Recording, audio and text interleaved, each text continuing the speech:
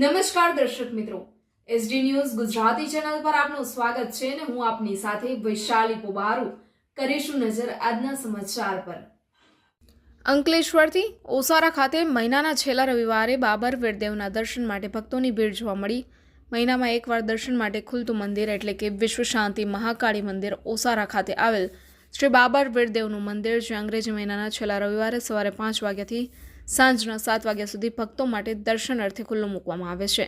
આજે ચૈત્ર નવરાત્રિના પ્રથમ દિવસે ઓસારા ખાતે ભાવિક ભક્તોની સવારથી જ દર્શન માટે ભીડ જોવા મળી હતી। બાબર વીરદેવ પૂજ્ય મહાકાળી માતાજીના વીર તરીકે પૂજાઈ જાય છે।